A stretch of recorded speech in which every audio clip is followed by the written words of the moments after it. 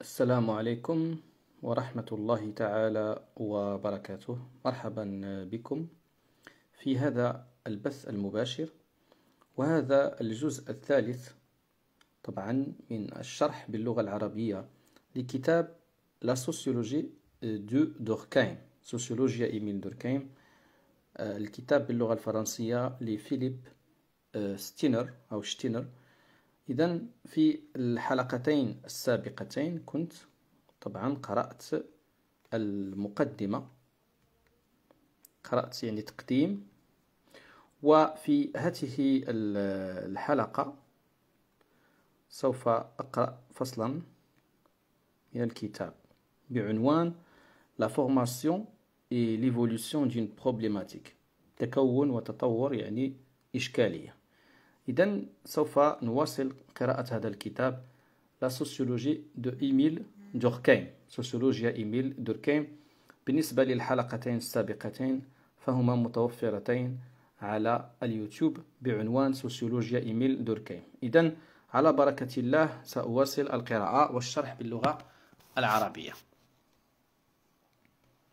إذن la formation et l'évolution d'une problématique. Quand il y a environ 10 ans، إذن هنا سوف يستحضر الكتاب أو الكاتب عفوا سيستحضر نصا لإيميل دوركايم. يقول: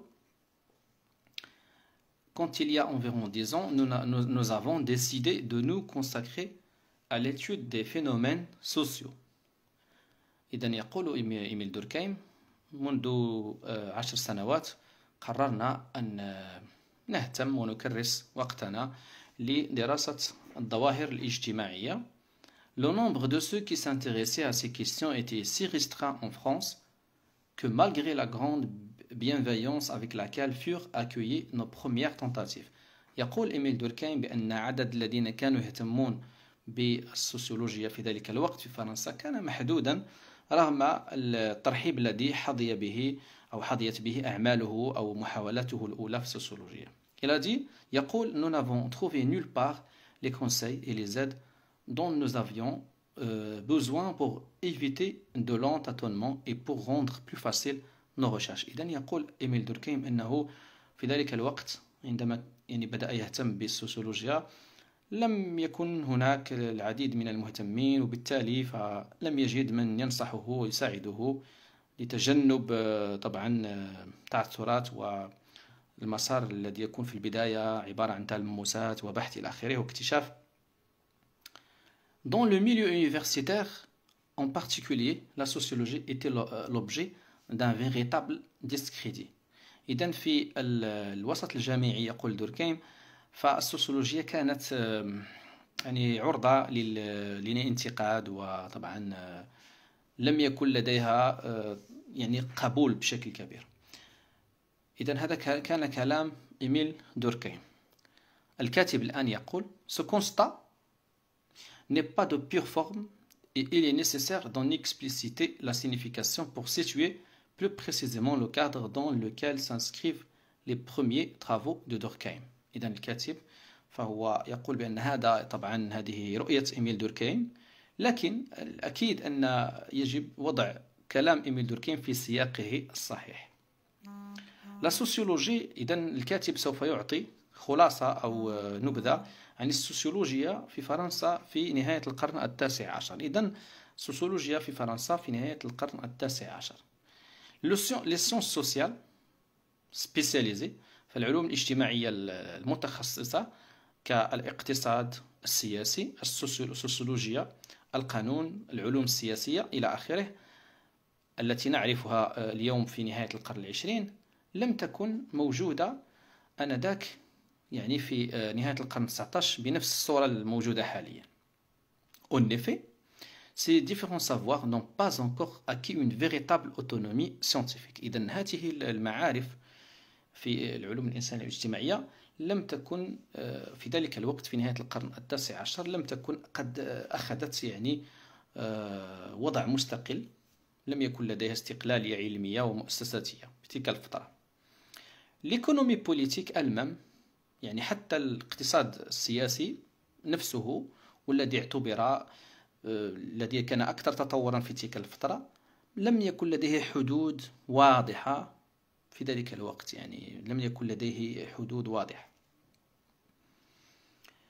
Pourtant, qu'elle n'est d'ailleurs jamais eu. Et en France, elle est entrée à l'université وفي فرنسا يعني الاقتصاد السياسي l'économie politique لم يدخل في الجامعة إلا يعني في سنة 1877. و en prenant une place encore bien modeste dans les facultés de droit، يعني أخذ طبعا هذا التخصص l'économie politique أخذ يعني مكانة متواضعة في كليات الحقوق، في كليات القانون. On comprend que la situation de la sociologie soit bien plus difficile puisqu'elle est loin de pouvoir prétendre au statut intellectuel de l'économie politique, tout en étant marquée par la défaveur qui entoure alors l'œuvre d'Auguste Comte. طبعا السوسيولوجيا كانت أسوأ يعني وضعا من الاقتصاد السياسي، ولأن أعمال أوغست كونت لم تكن تحظى بالقبول، كانت منتقدة، وأوغست كونت هو الذي اخترع كلمة سوسيولوجي أو مصطلح سوسيولوجي في سنة 1839.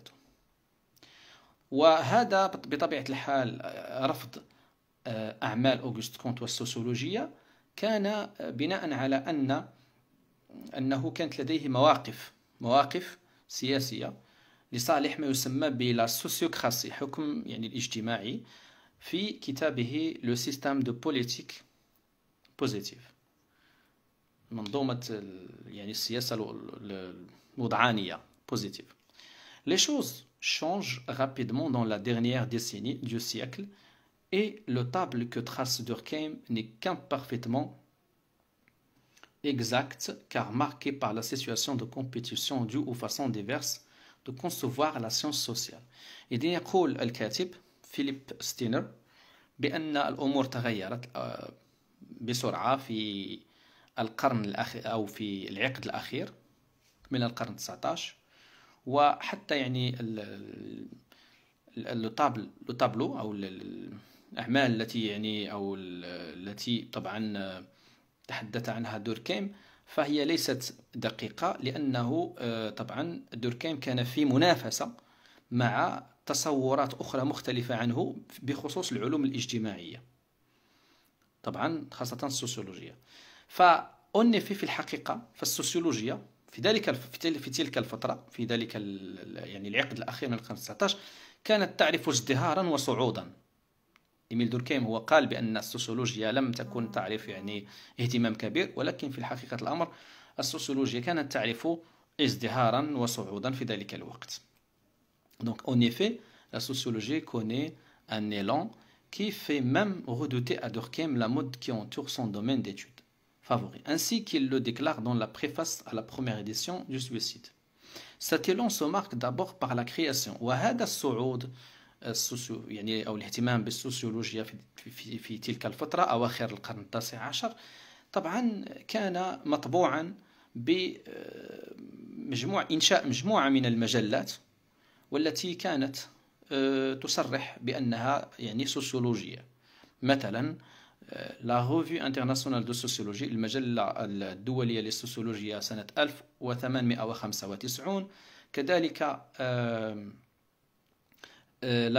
l'analyse de l'Institut international de sociologie، حوليات إذن المجلة الدولية للسوسيولوجيا سنة 1893، وحوليات المعهد الدولي للسوسيولوجيا سنة 1895، ثم بعد ذلك الأمريكان جورنال أوف سوسيولوجي في سنة 1895، وكذلك la rivista italiana di sociologia، مجلة الإيطالية للسوسيولوجيا سنة 1897، وأخيرا لاني سوسيولوجيك، مجلة الحوليات السوسيولوجية التي أسسها دوركهيم سنة 1898.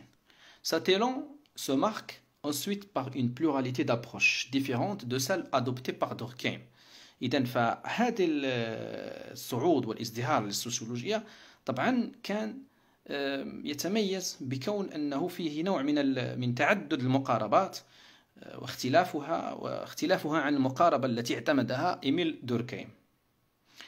فهذه المقاربات التي كانت تختلف مع إيميل دوركهيم آنذاك، مثلا مدرسة لو بلاي، فريدريك لو بلاي، وكذلك مبادرات ريني وورمز، وكذلك نظريات غابرييل تارد. إذن غابرييل تارد ولو بلاي وريني وورمز يعني كانوا يهتمون بمجال السوسيولوجيا، ولديهم مقاربات تختلف عن تلك التي اعتمدها إيميل دوركهيم.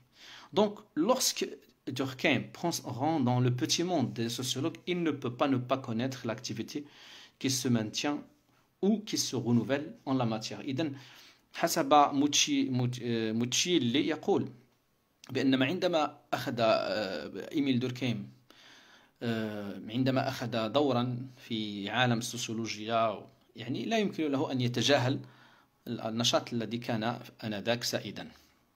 Ce qu'il considère comme un vide، إذن ماذا الذي كان يعتبره إيميل دوركهيم يعني فراغ، فهو طبعا يأتي من كون provient d'abord du fait qu'il se heurte. كان طبعا يصطدم أو كان ينتقد فضعف المكانة السوسيولوجية في المؤسسة الجامعية. Alors que dans ce cadre essentiellement que Durkheim, à la différence de Le Play, de Worms ou de Tard, veut inscrire son effort. إذن طبعا فإيميل دوركهيم في هذا الإطار، يعني إطار الجامعي الذي كان يود أن يكرس جهوده. إذن كان إيميل دوركهيم يريد أن يكرس جهوده من أجل إدخال السوسيولوجيا إلى الجامعة، وقد نجح طبعا في هذا الأمر، على خلاف أبحاث أو أعمال لو بلاي وكذلك وورمز أو غابرييل تارد. إذن ومع ذلك فإيميل دوركهيم كان يشير إلى بعض الأعمال، مثلا أعمال ألفريد إسبيناس، كذلك أعمال ألفريد فوي، وكذلك أعمال غاستون غيشارد. Son jugement s'explique aussi par le fait qu'il s'oppose catégoriquement à ces trois orientations. طبعا كذلك حكم إيميل دوركهيم كون أن تلك الفترة كان فيها فراغ سوسيولوجي، فينبع أيضا من كونه كان يعارض تلك الاتجاهات في السوسيولوجيا، كان يعارضها بشدة. فهو يعني طبعا كان يعارضها. Il n'évoque pas les divers courants de le plaisien et il dénie tout caractère scientifique. فكان لا يعترف بأعمال فريدريك لو بلاي ولا يعتبرها تنتمي إلى حقل السوسيولوجيا. Il fait un silence presque absolu، وكان طبعا أمام أعمال وورمز يعني ينهج سياسة الصمت المطلق، و entretien، وكانت لديه علاقات بالأساس يعني جدلية مع طارد، لأن كان لديه جدل مع غابرييل تارد ونقاشات إلى آخره. Si vide il y a, c'est plutôt parce que Durkheim entend créer l'espace nécessaire au développement de la sociologie tel qu'il souhaite la constituer. طبعا فإيميل دوركهيم كان له طموح بأن يتسيد المشهد السوسيولوجي. De la première formulation à la thèse de 1893، يعني من الصياغة الأولى إلى أطروحة 1993. كما هو معلوم فإيميل دوركهيم أطروحته في الدكتوراه كتبها أو أتمها سنة 1893، وكانت بعنوان de la division du travail social، تقسيم العمل الاجتماعي. Comment Durkheim a-t-il pris place dans le bouillonnement intellectuel qui agite les sciences sociales et la sociologie en particulier؟ السؤال المطروح: كيف تمكن إيميل دوركهيم من أخذ مكانة مهمة في ذلك الغليان الثقافي الذي كان طبعا يطبع العلوم الاجتماعية وخاصة السوسيولوجيا؟ Pour répondre، من أجل الإجابة على هذا السؤال، il faut se pencher sur la formulation de la problématique. يجب أن نذهب لفحص la formulation، يعني صياغة الإشكالية التي صاغها إيميل دوركهيم في البداية من أجل كتابه الكبير أو كتابه الضخم، أول عمل ضخم له، وهو أطروحته التي ناقشها سنة 1000 ونشرها سنة 1893، وهي بعنوان دو لا ديفيزيون دو ترافاي سوسيال، تقسيم العمل الاجتماعي. في سنة 1882 موضوع الأطروحة كان طبعا محدد بطريقة يعني d'une manière assez vague. كان موضوع عام. Comme l'étude du rapport entre l'individualisme، كان يعني هو دراسة العلاقة بين الانديفيدواليسم يعني الفردانية والسوسياليسم الاشتراكية.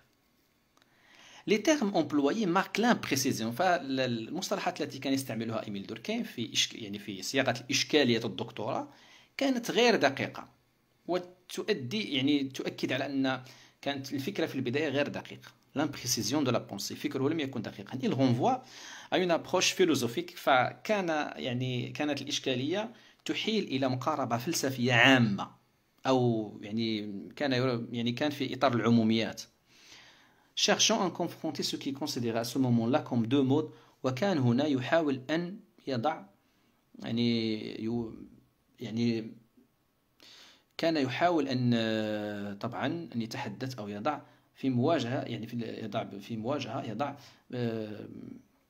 دو مود، نموذجين متعارضين للتنظيم الاجتماعي والسياسي، اللي هما النموذج الفرداني الذي يحيل إلى الحرية السياسية والحرية الاقتصادية، والنموذج الاشتراكي الذي طبعا يعطي الأولوية والأسبقية للدولة، وطبعا لتسيير الدولة وتحكمها في الجانب الاقتصادي. دابخي موس، بحسب مارسيل موس، دوركهيم سوف يغير صياغة موضوع الأطروحة في خلال سنة 1884. Il s'agit des rapports entre l'individu، وهنا سوف يتحدث عن في موضوعه وفي إشكاليته عن العلاقات التي تجمع بين الفرد والتضامن الاجتماعي، la solidarité sociale. Comment se fait-il que, tout en devenant plus autonome, les individus dépendent plus étroitement de la société؟ يعني السؤال هو كان كيف للفرد الذي يصبح مستقلا ولكن مع ذلك يرتبط بالمجتمع. Les réflexions s'enrichissent certainement au contact des diverses conceptions de la science sociale rencontrées en Allemagne. طبعا فأفكار إيميل دوركهيم سوف تغنى في إطار رحلته إلى ألمانيا من خلال قراءته مجموعة من التصورات في المجال الاجتماعي. السؤال كيف تمكن دوركهيم؟ Comment Durkheim met-il en œuvre sa problématique personnelle de la division du travail social؟ إذن كيف تمكن دوركهيم من وضع إشكاليته الخاصة في كتابه de la division du travail social، أي أطروحته في الدكتوراه. L'originalité de sa démarche tient au fait qu'il écarte deux façons de concevoir les liens qui unissent les individus. إذن فأصالة منهجيته في هذا العمل هو أنه يحاول تحييد طريقتين أو تصورين للروابط التي تجمع بين الأفراد لتكوين المجتمع. من جهة، le travail de réflexion critique est mené à bien dans la thèse latine consacrée à Montesquieu. Durkheim est l'occasion d'insister sur le fait que le lien social ne provient pas essentiellement du politique. إذن دوركهيم يؤكد بأن الرابط الاجتماعي ليس مصدره الجانب السياسي، au sens où il dépendrait des décisions volontaires des agents du gouvernement. إذن هذه المسألة الأولى يحاول أن يحيدها إيميل دوركهيم، أن الرابط الاجتماعي لا يأتي تبعا للجانب السياسي أو للسياسة. D'autre part، من جهة أخرى، la thèse principale est construite autour du rejet de tout fondement utilitariste du social. كذلك فهو يرفض إيميل دوركهيم كل ما يسمى بالنفعية الاجتماعية، بمعنى أن الروابط الاجتماعية بالنسبة لإيميل دوركهيم في هذا الكتاب لا تأتي من خلال لا تبنى على المصالح، لا تبنى على المصالح أو المصلحة. لا سوسيتي ني با، فالمجتمع ليس هو نتيجة الأعمال الفردية التي تبحث عن مصلحة ذاتية. Ainsi Durkheim critique-t-il parfois injustement d'ailleurs بعض الأحيان دوركهايم ينتقد السوسيولوجي الإنجليزي هربرت سبنسر pour avoir cru que la forme moderne du lien social était le contrat d'échange. لأن هربرت سبنسر كان يظن بأن الشكل العصري للرابط الاجتماعي مبني على عقد التبادل، يعني هناك مصالح، تبادل المصالح. Une fois écarté ces deux points de vue، إذن إيميل دوركهايم سوف طبعا بما أنه حيد أو أزال هذين التوجهين أو تصورين، كون أن الرابط الاجتماعي لا يتعلق بالجانب السياسي وكذلك لا يبنى على مصلحة ذاتية. فإيميل دوركهايم doit encore produire sa conception positive du lien social et indiquer quelles en sont les formes typiques. L'idée centrale tient dans l'affirmation que le lien social، ومن هنا سوف يقول إيميل دوركهايم يؤكد على أن الرابط الاجتماعي فهو مبني على الرابط الأخلاقي. Tiens, le lien social est avant tout un lien moral. فالرابط الاجتماعي هو رابط أخلاقي بالدرجة الأولى.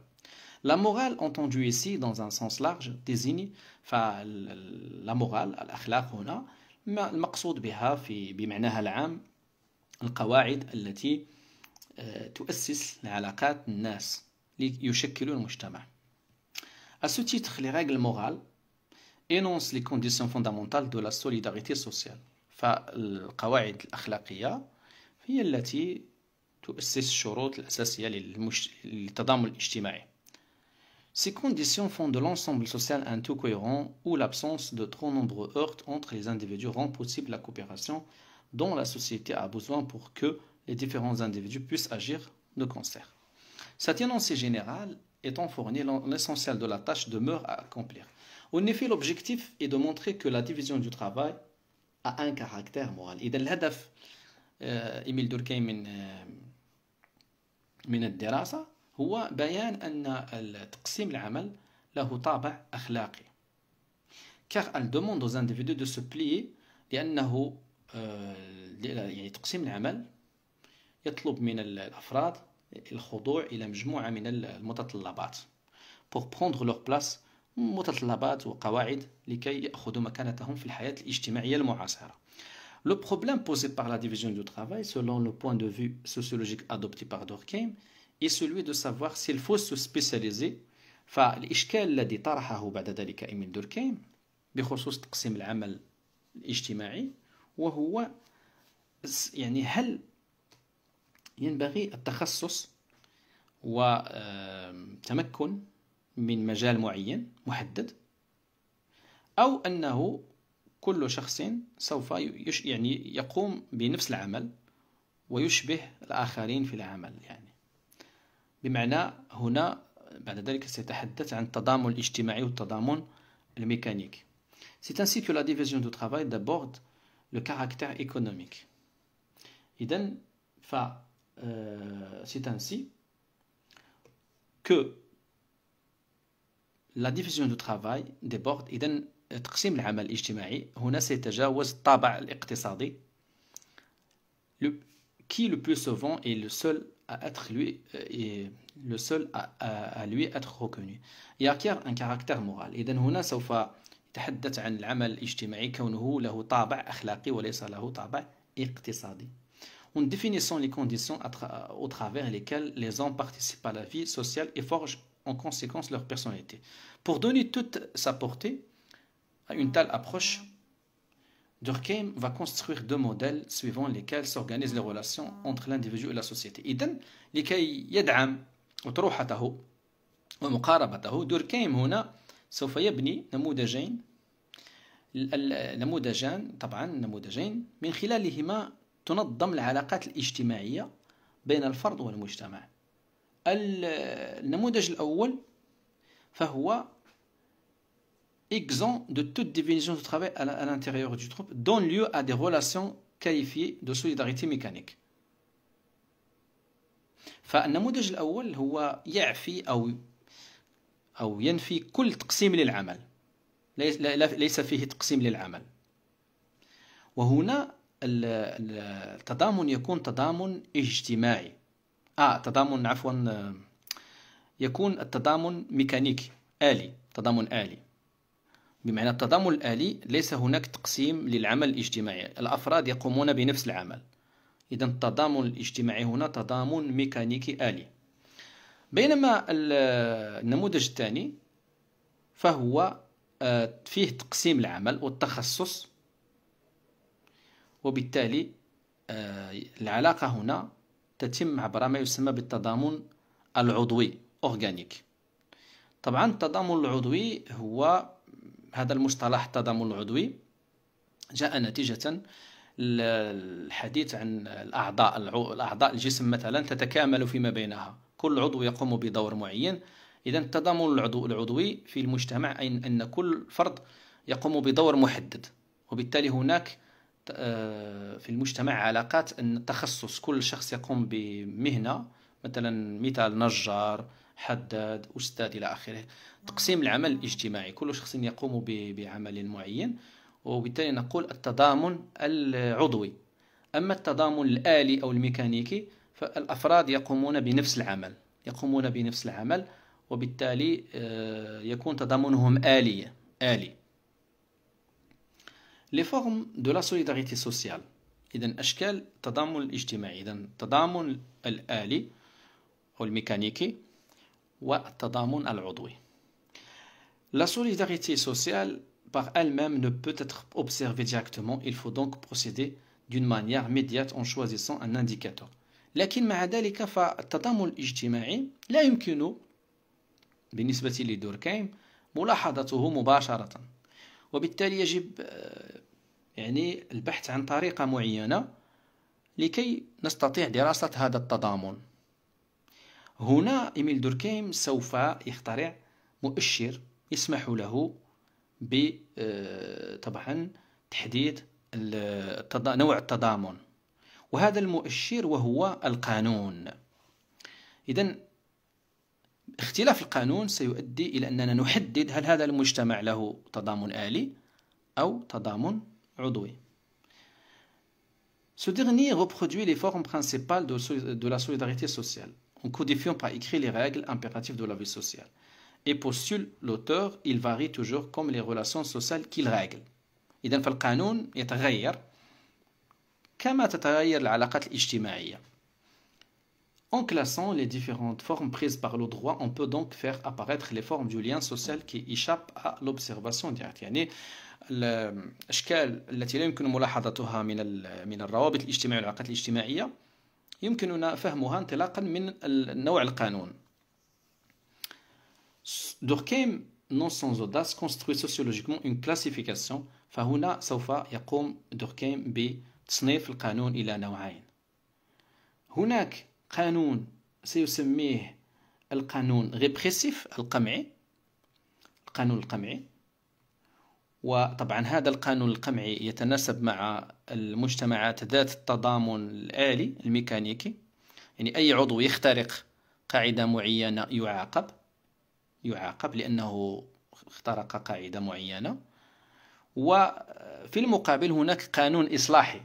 القانون الإصلاحي هو أن في المجتمع الذي فيه يسود فيه التضامن العضوي كل فرد هو لديه مهمة تخصه، وبالتالي يكون ذلك القانون إصلاحي فقط، نعوض ونصلح فقط ولا نعاقب بالشكل الأول.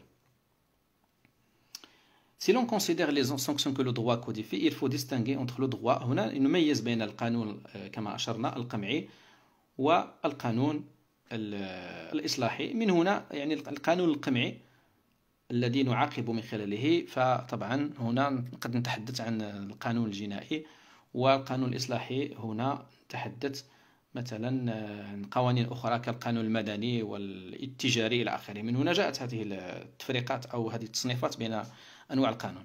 Ces deux types de droits renvoient à différents niveaux de sentiments collectifs et différents états de la conscience collective que l'on peut résumer dans le tableau suivant. إذن هنا إيميل دوركهيم سيفصل، تحدث عن ما يسمى بلو سونتيمون، يعني الشعور الجماعي، وطبعا التصنيف السوسيولوجي للقانون. يقول بأن الشعور الجماعي عندما يكون كومان، يعني أنه هناك شعور لشيء جماعي ما، نشترك في شيء ما. طبعا هنا عندما يكون هذه الأشياء المشتركة بيرمانونت، يعني دائمة، حالة الوعي الجمعي، الوعي الجمعي أو الجماعي تكون قوية، وبالتالي فأي اختراق لذلك القاعدة والقانون يقابله عقاب. إذن القانون هنا ريبريسيف، إذن هنا القانون ريبريسيف قمعي. طبعا عندما تكون الأمور المشتركة يعني طبعا ليست دائمة، على فترات تكون الحالة أو الوعي بالجمعي يكون ضعيف، والقانون القمعي يكون خاص. عندما يكون الإحساس خاص، يعني ليس جمعي، ليس مشترك، ليس هناك شعور جمعي، فهنا طبعا الوعي الجمعي يكون ضعيفا، والقانون يكون إصلاحيا فقط. هذا هو الفرق بين المجتمع الذي يسود فيه التضامن الآلي والمجتمع الذي يسود فيه التضامن العضوي. إذن فالقانون القمعي هو ذلك الذي يخص العلاقات الاجتماعية التي تمس مجموع الأفراد، جماعة معينة، وتمسهم في les croyances، في المعتقدات، et les pratiques qui leur sont communes. Cet ensemble, Durkheim l'appelle، وهذه يعني هذا المشترك بين هذه المعتقدات إلى آخره، يسميها دوركهيم la conscience collective، الوعي الجمعي. Par ailleurs, ce type de droit concerne seulement ce qu'il appelle les états forts de la conscience collective, c'est-à-dire des croyances caractérisées par leur permanence et leur précision. La peine infligée au criminel tient alors de la réaction passionnelle. هنا العقوبة التي تسلط على المجرم بين قوسين فهي تأتي من رد الفعل العاطفي، لأننا نحن مثلا عندنا معتقدات معينة ومرتبطين عاطفيا بتلك المعتقدات في إطار وعي جمعي. إذا جاء شخص مس ذلك يعني تلك المعتقدات بسوء وأساء إليها، سيكون هناك رد فعل عاطفي، والقانون سيكون عقابيا. مثلا نحن المسلمين لدينا علاقة بالرسول صلى الله عليه وسلم، فإذا ما شخص مس الرسول صلى الله عليه وسلم وسبه علنا، ذلك الشخص يعني سوف يؤدي إلى رد فعل عاطفي للمجتمع ككل، وحتى الدولة قد يعني تعاقبه وتزجره لأنه مس بالوعي الجمعي مثلا. il en va tout autrement dans le cas. لكن فيما يخص القانون الإصلاحي هنا، عندما نخترق القانون طبعا les infractions aux règles du comportement social ne concernent que des parties spécialisées. طبعا هذا عندما نخترق القانون، هذا القانون يكون له علاقة بجزء معين من المجتمع. مثلا عندما يقوم شخص ما في إطار التجارة بالاعتداء على تاجر، هنا ذلك المشكل ينحصر بين التجار وينظمه قانون مثلا في التجاري، لا يتدخل المجتمع ككل. إذن هنا طبعا نتحدث عن المجتمع الذي فيه تقسيم العمل الاجتماعي، أو المجتمع الذي فيه ما يسمى بالتضامن العضوي.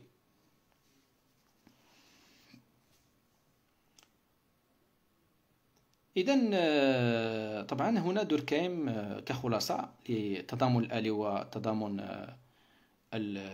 العضوي، فدوركهيم تحدث عن نظامين للعلاقات الاجتماعية. عندما يكون المجتمع عبارة عن ensemble organisé de croyances et de sentiments communs، مجموعة منظمة من المعتقدات والشعور المشترك، l'individuation، الفردانية تكون ضعيفة، علاقة الفرد بالمجتمع قوية، ونوع التضامن يكون آلي ميكانيكي. عندما تكون طبيعة المجتمع تعتمد على منظومة من الوظائف الخاصة تخصص، فالفردانية أو قيمة الفرد تكون قوية، وعلاقة الفرد بالمجتمع تكون بطريقة غير مباشرة، وهنا نوع التضامن يكون عضويا. على كل سوف يعني لن أطيل في شرح هذه المسألة أصبحت الآن واضحة، مسألة التضامن الاجتماعي والتضامن الآلي.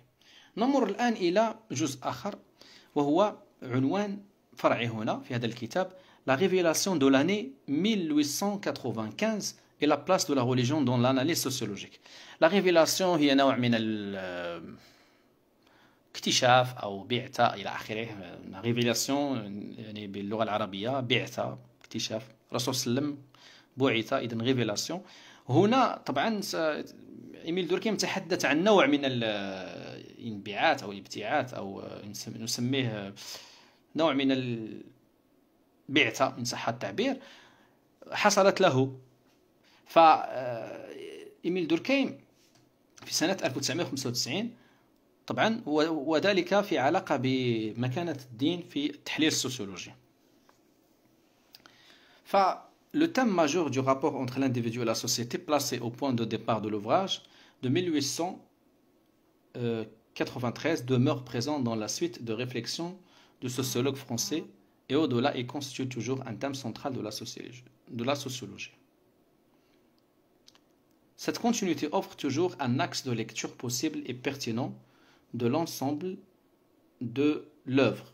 Toutefois, إذن فالموضوع الكبير بالنسبة لإيميل دوركهيم، لو تيم ماجور، والذي هو موضوع علاقة الفرد بالمجتمع، والذي طبعا كان في كتابه سنة 1893، سيبقى حاضرا هذا الموضوع، موضوع علاقة الفرد بالمجتمع في أعمال إيميل دوركهيم، وسيبقى محورا أو سيبقى موضوعا محوريا ومركزيا في سوسيولوجيته.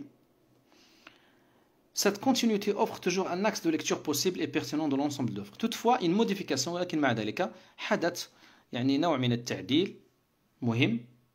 Une modification essentielle de la problématique advient au cours، حصل في خلال سنوات 1895 و 1897 lorsque Durkheim marque plus nettement qu'il ne l'avait fait auparavant.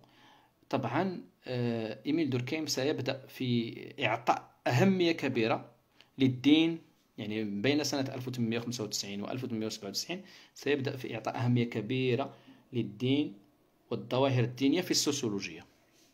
Au cours d'une polémique sur le rôle des penseurs allemands dans la formation de sa pensée, Durkheim présente cette modification de façon suivante. طبعا في خلال وفي إثناء الجدل الذي كان قائما في فرنسا حول دور المفكرين الألمان في تشكيل فكر إيميل دوركهيم، فهو سوف يقدم يعني هذا التعديل، أي إعطائه أهمية كبيرة للدين في التحليل السوسيولوجي. سيقول إيميل دوركهيم: C'est seulement en 1895 que j'eus le sentiment net du rôle capital joué par la religion. يقول إيميل دوركهيم: وفقط سنة 1895 الذي كان عندي هذا الشعور الخالص بالدور الرئيسي للدين في الحياة الاجتماعية. في هذه السنة، c'est en cette année que pour la première fois، في هذه السنة ولأول مرة وجدت je trouve le moyen، وجدت الوسيلة طبعا الدراسة السوسيولوجية للدين، le moyen d'aborder sociologiquement l'étude de la religion. Ce fut pour moi une révélation. هنا سيقول إيميل دوركهيم كان هذا الأمر عبارة عن بعثة، أو ليس بعثة وإنما عبارة عن إلهام، أو يمكن أن نقول. Ce cours de 1895 marque une ligne de démarcation.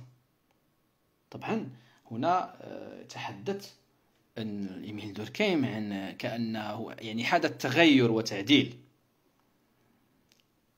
لفكره. C'est bien que toutes mes recherches antérieures durent être reprises à nouveau frais pour être mises en harmonie avec ces vues nouvelles. Dans cette lettre، في هذه الرسالة، دوركهيم استعمل كلمات قوية، مثلا révélation، ligne de démarcation، comme les scientifiques، كما يفعل العلماء، يعني العلوم الطبيعية، عندما تكون تغيرات هامة في التصور وفي الباراديغمات، par lesquelles Thomas Kuhn définit les révolutions scientifiques. من خلالها طبعا توما كون كان يعرف التطورات العلمية. بول لابي futur collaborateur، بول لابي هذا الذي سيكون متعاونا مع إيميل دوركهيم في مجلة الحوليات السوسيولوجية، sort désorienté d'une discussion avec Durkheim ainsi qu'il écrit à son ami Bouglé. طبعا خرج لم يكن مقتنعا بول لابي بما يفعله إيميل دوركهيم، وقال لصديقه سيلستان بوغلي، قال له au fond il explique tout، قال له يعني بأن دوركهيم يشرح كل شيء في هذه الفترة بالدين. منع الزواج بين الوالدين entre parents فهو قضية دينية، عقوبة لها أصل ديني، كل شيء ديني. إذن هذا صديق بوغلي وكذلك أحد المتعاونين مع إيميل دوركهيم الذي اسمه بول لابي، يعني انتقد إيميل دوركهيم نظرا لاعتماده ولتفسيره كل شيء بالدين. Je n'ai que mollement protesté devant un certain nombre d'affirmations qui me paraissent contestables. يقول بأنه أنا يعني طبعا مجموعة من الأمور تبدو لي تناقش، ولكنني لا أملك الكفاية المطلوبة. Et je n'ai pas la compétence voulue pour discuter avec un monsieur aussi documenté et aussi sûr de ses affirmations actuelles. لكنني مع ذلك لا أملك الكفاية المطلوبة لمناقشة هذا الرجل طبعا العالم الكبير، monsieur aussi documenté، طبعا يعني له مراجع وخلفية نظرية قوية. إذن فهو كان يعترض عليه ولكن لم يستطع مجابهة إيميل دوركهيم. Quel est ce rôle capital de la religion dans la vie sociale؟ ما هو طبعا الدور الرئيسي للدين في الحياة الاجتماعية؟ هذا سؤال. Par quel moyen Durkheim l'aborde-t-il sociologiquement؟ بأي وسيلة كان إيميل دوركهيم يدرس الدين أو يتحدث عنه أو يستعمله في التحليل السوسيولوجي؟ La référence que Durkheim fait à l'année 1895 permet de rappeler qu'en 1894 à 1895, pour la première fois, il fait un cours sur les formes élémentaires de la religion. طبعا إيميل دوركهيم جعل من سنة 1895 سنة مرجعية له في كون أنه حدث تغير في تفكيره، في كون أنه أصبح يعتمد على الدين في التحليل السوسيولوجي بشكل كبير إلى آخره، ووجد المنهجية أو وجد يعني الطريقة من أجل دراسة الدين سوسيولوجيا. طبعا فسنة 1894 إلى سنة 1995 لأول مرة سوف يقوم إيميل دوركهيم بمحاضرة حول الأشكال الأولية للدين. La révélation dont parle Durkheim ne concerne pas le thème même de la religion, puisque la décision de faire le cours est certainement antérieure et qu'il est déjà question de la religion dans la division du travail social. فطبعا هذا الإلهام الذي حصل لإيميل دوركهيم لا يخص موضوع الدين فقط كموضوع، أنه لأن هذا الموضوع أو يعني إلقاء درس أو محاضرة حول هذا الموضوع كانت طبعا كانت رغبة سابقة قديمة، وفي نفس الوقت أن إيميل دوركهيم مسألة الدين كانت حاضرة في كتابه تقسيم العمل الاجتماعي سنة 1993، أي قبل سنة 1893. La nouveauté à laquelle fait allusion Durkheim, bien que délicate à interpréter, tient aux deux choses. فطبعا هنا الجديد بالنسبة لإيميل دوركهيم في هذا الإلهام الجديد وفي هذا التحول الذي حصل له، فهذا الجديد يخص شيئان. المسألة الأولى أن الدين lui apparaît بدا له كظاهرة اجتماعية مركزية، ولم يكن الأمر كذلك واضحا في سنة 1893. المسألة الثانية أن لا نوفوتي توسي أن الجديد هو أنه طبعا ذو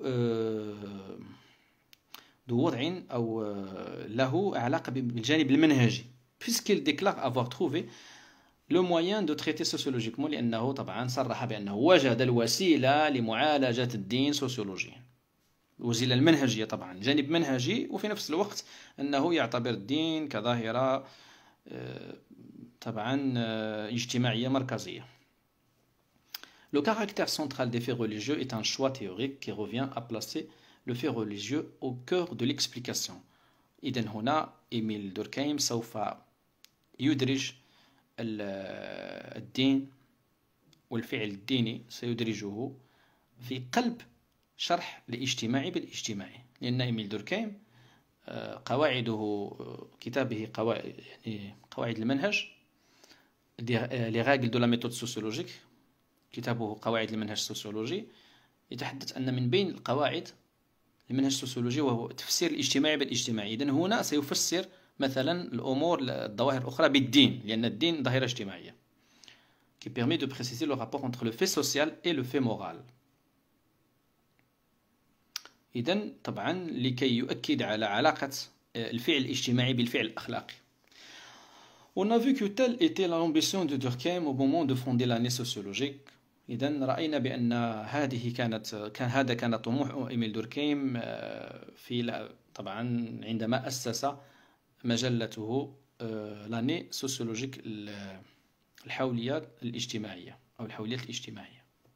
Cela ne veut pourtant pas dire que cette importance ne pose pas problème dans ses conséquences sur la sociologie de Durkheim et sur sa signification, puisque d'un bout à l'autre de ses écrits, il soutient l'idée d'une sécularisation. لكن مع ذلك طبعا هذا الأمر أن إيميل دوركهيم يفسر كل شيء بالدين يبقى مبهما، لأن إيميل دوركهيم في مجموعة من كتاباته كان يدعم فكرة العلمنة العالم الاجتماعي، يعني كان يدعم فكرة العلمنة لا سيكولاريزاسيون لعلمنة العالم الاجتماعي، بمعنى يعني اللادينية، c'est-à-dire d'un effacement، بمعنى يعني تحييد الدين عن العالم الاجتماعي، ليس إقصاؤه وإنما تحييده، يعني تحييده بمعنى أنه لا يصبح الدين يؤطر الحياة الاجتماعية.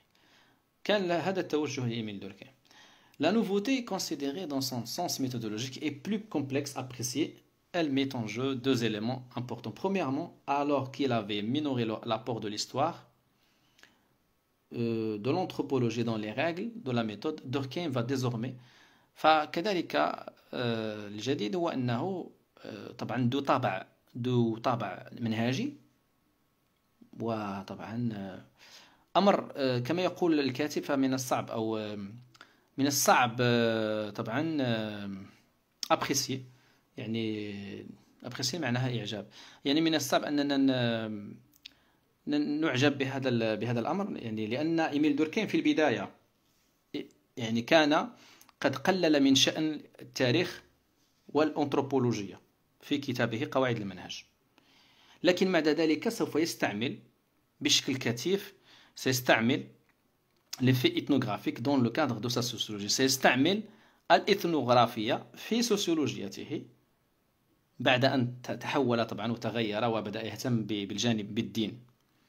On sait que Durkheim lit The Religion of the Semites، l'ouvrage طبعا دوركهيم قرأ كتاب دين الساميين السميث، كتاب ويليام روبرتسون سميث، والذي كان رجل دين يهتم بالأنثروبولوجيا. C'est tout particulièrement le cas dans sa sociologie religieuse, 4 de ses mémoires originaux publiés par Durkheim dans l'année sociologique. طبعا كذلك مجموعة من المذكرات من الأعمال التي سيقوم بها إيميل دوركهيم خاصة فيما يخص سوسيولوجيا الدين، فدوركهيم كان يعتمد فيها على مجموعة من المعطيات الإثنوغرافية، مثلا مذكرته بعنوان La prohibition de l'inceste، منع زنا المحارم الانسست، سنة 1898. كذلك عمل حول التوطيمية سنة 1902. كذلك de quelques formes primitives de classification، بعض الأشكال البدائية للتصنيف سنة 1903. كذلك تنظيم يعني de l'organisation matrimoniale للمجتمعات الأسترالية. يعني كل هذه الأعمال كان إيميل دوركهيم طبعا يركز فيها أو يستقي مجموعة من المعطيات أو يعتمد على معطيات إثنوغرافية. Il est d'ailleurs hautement significatif de voir Durkheim qualifier l'apport de l'ethnologie en termes de révélation et de révolution dans l'introduction aux formes élémentaires. إذن وهنا طبعا تغير إيميل دوركهيم، أصبح منفتحا على كما أشرنا على المناهج الإثنوغرافية. Deuxièmement, Durkheim conçoit désormais plus nettement l'autonomie relative ou la morphologie sociale. L'important article intitulé Représentation individuelle et représentation collective explique فمقاله بعنوان التمثلات الفردية والتمثلات الجماعية يشرح فيه إيميل دوركهيم que si les représentations sociales, c'est-à-dire les façons dont les individus conçoivent tel ou tel aspect de la vie sociale, dérivent des conditions morphologiques sur lesquelles repose la société, ils s'en forment ensuite de nouveaux haillons pour substrat les premières représentations. Ces représentations de deuxième degré, par conséquent, le rôle de la religion d'une part et la manière. فهنا يتحدث إيميل دوركهيم عن ما يسمى بالتمثلات الجماعية والتمثلات الفردية. إذا كانت هناك تمثلات جماعية قائمة ستأتي بعد ذلك يعني تمثلات للفرد حول تلك التمثلات الجماعية. فهنا سيعطي مثال بالدين، مثلا le rôle de la religion. إذن le rôle de la religion يعني دور الدين كتمثل الجماعي في جمعي، مثلا كيف نرى دور الدين في المجتمع، وكذلك طريقة التي سندرس بها الدين سوسيولوجيا. إذن هنا تمثل آخر فردي. Reste maintenant à apprécier l'impact de cette révélation sur les travaux postérieurs à la période 1895-1897. L'orientation nouvelle des travaux de Durkheim implique-t-elle qu'il y a une césure profonde distribuant en deux parties bien distinctes son œuvre théorique. هنا الكاتب يتساءل يقول هل فعلا توجه الجديد لإيميل دوركهيم في أعماله هل سوف يؤدي إلى نوع من الإحداث القطيعة بين يعني إن صح التعبير جزئين من أعماله النظرية؟ هل هناك؟ فيقول بأن الآراء اختلفت في هذه النقطة. إذن الكاتب يقول Pour notre part, nous ne pensons pas que la réorientation dont nous verrons l'ampleur au chapitre 4 marque une rupture. إذن فالكاتب هو لا يعتبر بأن أعمال أو التوجه الجديد لإيميل دوركهيم فلا يعتبر أنه أحدث قطيعة مع الأعمال السابقة لإيميل دوركهيم. Il reste donc toujours possible de suivre la ligne de force issue de la division du travail social. وبالتالي يقول الكاتب بأن يمكن أننا نتتبع أعمال إيميل دوركهيم ونرجعها كلها إلى الأصل أو في البداية اللي هو كتابه La division du travail social، تقسيم العمل الاجتماعي. Un court développement sur un des thèmes à propos duquel Durkheim se livre à une opération de reformulation de sa pensée à la suite de cette révélation permet d'illustrer le problème. Dans un sixième mémoire original في طبعا مذكرة أخرى سادسة طبعا لإيميل دوركهيم سوف يرجع إلى مسألة القانون وتطوره. L'article se propose d'établir deux lois. إذن فمقال إيميل دوركهيم اقترح تأسيس قانونين أو نوعين من القانون exprimant l'évolution والتي تعبر عن تطور النظام القمعي le système répressif. La première établit que l'intensité de la peine est d'autant plus grande que les sociétés appartiennent à un type moins élevé et que le pouvoir central a un caractère plus absolu. إذن فهنا يقول بأن كثافة أو شدة العقاب intensité de la peine هي كبيرة عندما يكون المجتمع فيه يعني حكم مركزي ومطلق. La seconde énonce les peines privatives de liberté et de la liberté seule pour des périodes plus à devenir le type normal de la répression. On retrouve là un ensemble d'idées proches de celles développées dans l'ouvrage. هنا نجد طبعا أفكار في هذا العمل الجديد، نجد أفكار قريبة من كتابه لسنة 1893 مع بعض التعديلات. La place accordée au phénomène religieux s'est en effet considérablement accrue. إذن التعديل هو أن المكانة المخصصة للظاهرة الدينية أصبحت معتبرة وطبعا أصبحت قوية. Alors qu'en 1893, Durkheim mentionnait en passant son rôle et son influence tout en notant l'absence de définition scientifique de la religion. طبعا إيميل دوركهايم في سنة 1893 لم يكن يعني يعطي أهمية قوية للدين، ويؤكد على أنه غياب التعريف العلمي للدين. Ce n'est plus le cas en 1901، يعني في سنة 1901 سيتغير الأمر مع هذا التوجه الجديد الذي تحدثنا عنه، الذي بدأ منذ سنة 1895، وهو أن إيميل دوركهايم أصبح يعطي أهمية كبيرة للدين في تحليله السوسيولوجي. Il délaisse l'opposition entre le droit répressif et le droit restitutif pour faire place à une nouvelle opposition entre le droit pénal. إذن هنا إيميل دوركهايم سوف يتخلى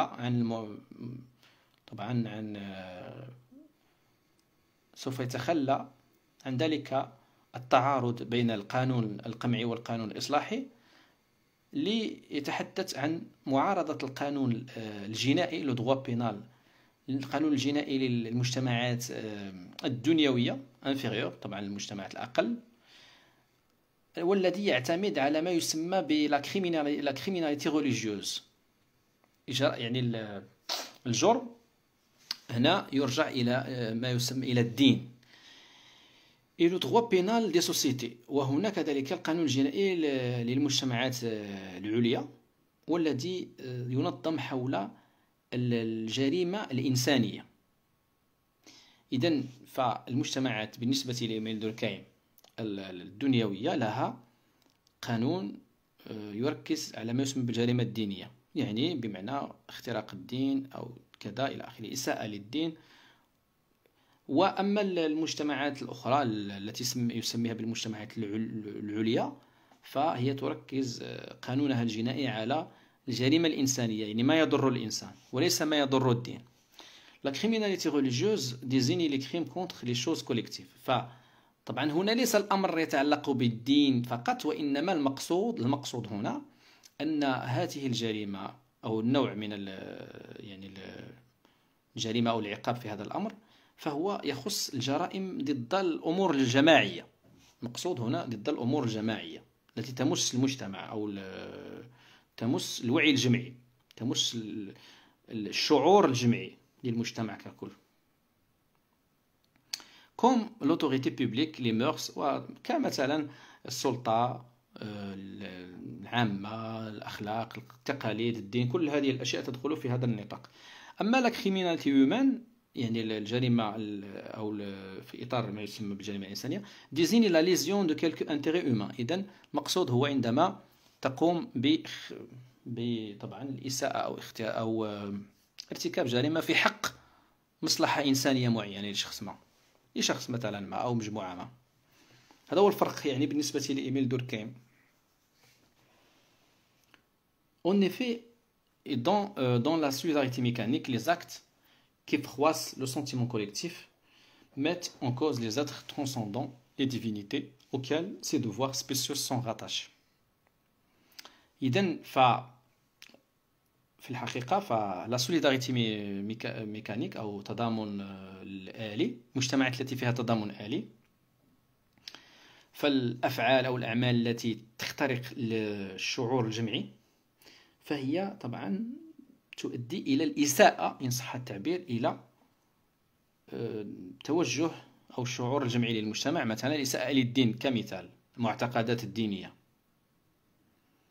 التي يكون المجتمع مرتبطا بها. En raison de la distance infinie qui existe entre ces choses sacrées et l'homme, l'individu et sa souffrance ne représentent que peu de choses. En conséquence, les peines peuvent être d'une grande rigueur. Dans cette même veine, euh, et cela explique l'autonomie prise par l'État dans cette analyse. Durkheim attribue un caractère religieux à l'autorité publique. وهنا إيميل دوركهيم طبعا سوف يعطي السلطة يعني التي تحكم l'autorité publique سيعطي لها طابع ديني. Et cela d'autant plus que le pouvoir sera absolu. وهذا كلما كان يعني كلما كانت السلطة مطلقة في يد فرد مثلا وكذا أو مجموعة من الأفراد. En effet, la puissance concentrée dans les mêmes mains donne à son détenteur une stature. طبعا عندما تكون القوة مركزة بين يدي شخص ما أو أفراد معدودين سوف تصبح لديهم مكانة تبعدهم عن الناس العاديين، وبالتالي سيحصلون على نوع من التعالي، من الطابع الذي فيه تعالي، مثل ما هو الشأن بالنسبة للآلهة أو الإله أو الدين أو مكانة الدين. يعني بعض الديكتاتوريين مثلا فهو وضعه في المجتمع كإله، هذا يعني معروف. À l'origine de la peine se trouve la religion et l'on va de même du pouvoir politique. طبعا هنا سوف يقارن بين الدين وبين السلطة السياسية. يقول أن بعض الأحيان السلطة السياسية يعني تكون مكانتها في المجتمع كالدين، يعني لديها تعالي عن المجتمع، عن الناس. Le rapport entre ces affaires humaines et la transcendance ne disparaît pas avec l'effacement du religieux dans les sociétés modernes. Durkheim فهنا يقول بأن علاقة الشؤون البشرية يعني الإنسانية يعني طبعا وجهة ما عليا، فهذه الأمور لن تمسح بغياب الدين في المجتمعات المعاصرة. حتى وإن غاب الدين ستكون هناك أمور تلعب هذا الدور طبعا، وتكون هذه الأشياء متعالية عن الإنسان وتفرض عليه عقوبات إلى آخره. Durkheim prend soin d'indiquer qu'une forme de transcendance demeure avec le culte moderne. هنا طبعا دوركهيم يتحدث على أن واحد الشكل جديد من العبادة أو من قوة عليا، واللي هو أن la personne humaine, c'est précisément ce culte qui explique l'adoucissement de la peine. وهذا الاهتمام بالإنسان وإعطائه أولوية كبيرة هي التي تشرح يعني تخفيف العقوبات إلى آخره. Le crime porte sur les intérêts matériels ou idéaux d'une personne. فالجريمة فهي التي تتعلق بمصالح مادية أو يعني مصالح يعني أخلاقية إلى آخره لشخص d'une personne, et cela offense gravement le sentiment collectif. Mais ce dernier ne peut étancher sa colère aussi librement qu'auparavant. En effet, la peine frappe une personne, un être humain, dont le statut est identique à celui auquel le crime portait atteinte. Il n'y a plus la distance sociale existant dans la criminalité. وهنا لا توجد أي يعني مسافة أو يعني مسافة اجتماعية التي كانت موجودة في إطار ما يسمى بالنسبة لإيميل دوركهيم بلا criminalité religieuse، يعني الجريمة في إطار التي لها طابع ديني. ليس بالضرورة طابع ديني يعني بمعنى الدين، وإنما كل الأشياء التي تتميز بالتعالي عن الفرد. Le caractère central du fait religieux ne fait pas de doute, mais l'évaluation que l'on peut faire de l'impact de la révélation reste délicate. Elle peut être perçue comme un clivage entre deux parties bien distinctes de l'œuvre, ou bien comme une inflexion demeurant dans le cadre de la réflexion initiale, sans négliger les modifications introduites par cette révélation. On insistera plutôt ici sur la continuité de l'œuvre. On insistera. Ok, إذن هنا الكاتب في هذا الفصل يعني توصل إلى خلاصة مفادها بأن ما يسمى بلا ريفيلاسيون، طبعا الكلمة التي استعملها إيميل دوركهيم للدلالة على التغير الذي حدث له في فكره السوسيولوجي سنة 1895، يقول بأنه من الصعب أننا نقول بأن إيميل دوركهيم حدثت له قطيعة أو تغير طبعا كانت هناك تعديلات، ولكن يقول نحن نلح على أن عمل أو أعمال دوركهايم تتميزت بأنه كانت هناك استمرارية، يعني استمرارية وليس هناك قطيعة. طبعا بين إيميل دوركهايم سنة يعني بعد 1895 وقبل 1895. إلى هنا نصل إلى نهاية هذه الحلقة. في الفيديو القادم سوف نتطرق إلى الفصل الثالث بعنوان لا ميثود سوسيولوجيك، المنهجية أو المنهج السوسيولوجي. إن شاء الله تعالى سنتناوله في الحلقة القادمة. وطبعا هذا الفيديو المباشر هو يعني قراءة وشرح لكتاب سوسيولوجي دو إيميل دوركهايم، كتاب لا سوسيولوجي دو دوركهايم لفيليب ستينر. هذا الكتاب موجود PDF على مجموعة علم الاجتماع للجميع، القسم الخاص بإيميل دوركهايم. والسلام عليكم ورحمة الله تعالى وبركاته. كإشارة فقط، من يريد أن يتابع الحلقات السابقة فهي موجودة، تجدونها على يوتيوب بعنوان لا سوسيولوجي دو دوركهايم، يعني سوسيولوجيا إيميل دوركهايم، وموجودة أيضا على هذه المجموعة في قسم إيميل دوركهايم، يعني الفيديوهات السابقة أو الحلقتين السابقتين. السلام عليكم ورحمة الله تعالى وبركاته.